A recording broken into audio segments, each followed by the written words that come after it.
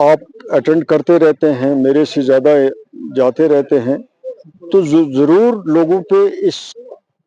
چیز کا، ان پروگراموں کا، اویئرنیس کیمپس جو ہیں ان کا اثر پڑتا ہے، اور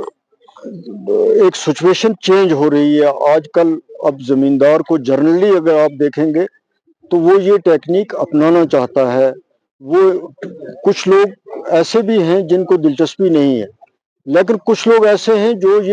ان کے پروگرامز وہاں بھی گاندربل میں بھی اٹینڈ کرتے ہیں،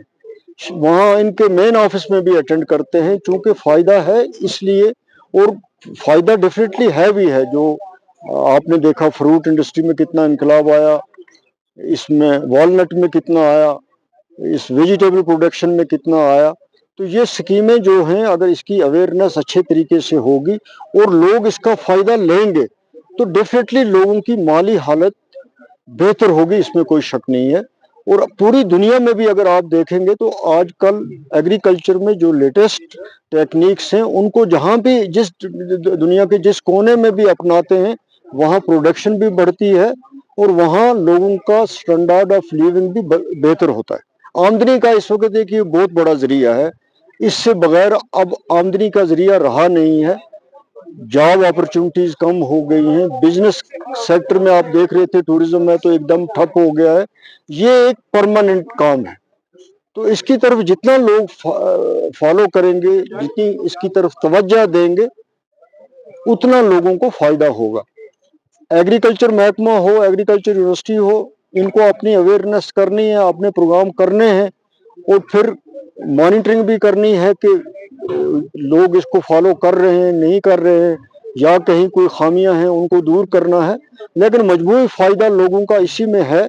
کہ ان پروگراموں کو لوگ اپنائیں، ایگریکلچر سیکٹر کو، ہارٹی کلچر کو، شیپ بریڈنگ کو، اینیمل ہسبینڈری کو، یہ جو چیزیں ہیں ان کو اپنانے کی ضرورت ہے، ان میں محنت کرنے کی ضرورت ہے۔ ان پروگراموں سے لوگوں کو فائدہ ہوتا ہے، ان کی انکم بڑھتی ہے، تو یہ ایک اچھے پروگرام ہیں، اچھی سکیمیں ہیں، ان کو اپنانا چاہیے۔ نہیں، یونیورسٹی تو اپنی طرف سے پہنچے گی، اور میڈیا جو ہے وہ ایک بہت بڑا ذریعہ ہے پہنچنے کے لیے، تو یہ اس چیز کو بھی دیکھیں گے کہ کس طریقے سے سکیم جو ہے وہ ریڈیو کے تھرو، آج لوگ ریڈیو کو بھی سنتے ہیں، دوسرے کیا اور ذرائع ہو سکتے ہیں جن تک یہ سکیم جو ہے ان کے بارے میں لوگوں کو جانکاری ہو۔ تو کیمپس کرنے کا بھی بنیادی طور پر آج آپ دیکھ رہے ہیں کہ کتنے دور افتادہ، یہاں آ کے سڑک بھی ختم ہو جاتی ہے،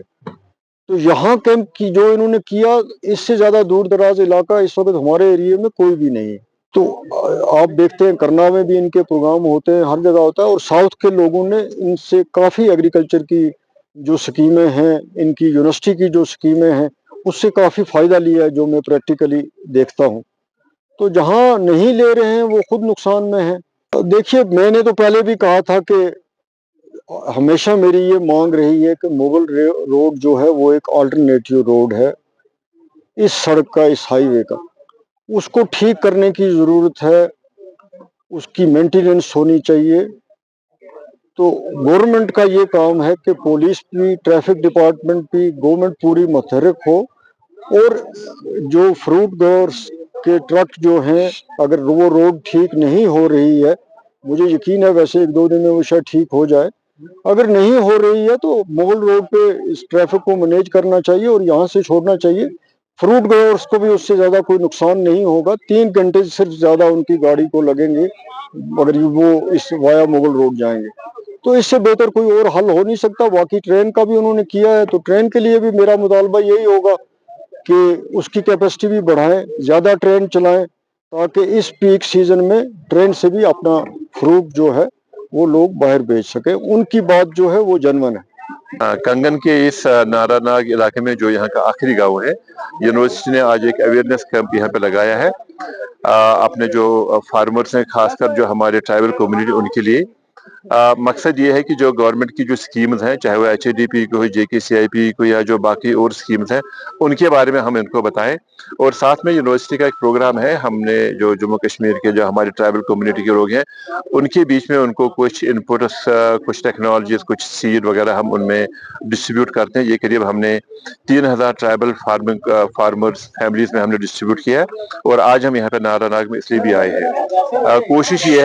कोशिश ये है कि इसके बहाने हम अपने फार्मर्स के साथ आ जाएं और उनको ये बताएं कि एग्रीकल्चर को नए तरीकों से करने के क्या फायदे हैं और कैसे किया जा सकता है, वो कौन सी स्कीम्स है जिनसे ये फायदा ले सकते हैं। तो उम्मीद है कि ये एक बहुत दूर इलाका है, यहाँ पे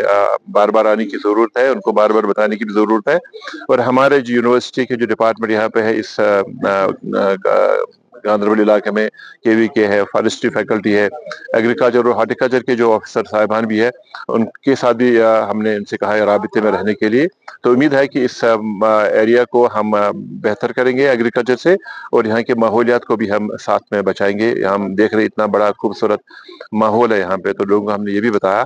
कि टूरिज्म के नाम पे या थोड़े से फायदे के लिए हम इस माहौल को ठीक खराब नहीं करेंगे, और एग्रीकल्चर को साइंसी तरीकों से भी और जो कुदरती तरीके हम यहाँ पे नेचुरल और ऑर्गेनिक फार्मिंग करेंगे, यहाँ पे उनके हम FPOs वगैरह बनाएंगे ताकि ये अपने प्रोडक्ट को बाजार में ला सकते हैं सही तरीके से। तो इंशाल्लाह ये प्रोग्राम आगे भी चलते रहेंगे। हाँ, कुदरती आफात से निपटने के लिए यूनिवर्सिटी के पास जो हम फोरवार्न हम करते हैं अपने फार्मर्स को, जो एक टेक्नोलॉजी है, सोशल मीडिया है, कुछ AI जो डिसीजन सपोर्ट सिस्टम है, उनसे हम फार्मर्स को बता सकते हैं, मौसमी हालात के बारे में अवेयर कर सकते हैं। लेकिन उससे ज़्यादा जो बहुत ज़रूरी है कि हमने मिलके अपने इस कुदरती माहौल को ख़राब नहीं करना, माहौलियात को ख़राब नहीं करना है। वो एक, लेकिन हम इनको रोक भी नहीं सकते हैं। लेकिन हम अपने आसपास के इलाके में जो पेड़ पौधों को बेदरक नहीं काटेंगे, जंगलों को नहीं काटेंगे, इस तरह की सड़कें और जो है ना वो घर ऐसे नहीं बनाएंगे जिनसे कल नुकसान हो। साथ में यूनिवर्सिटी ये करती है कि जो हमारे नई वैरायटीज हैं क्रॉप्स के,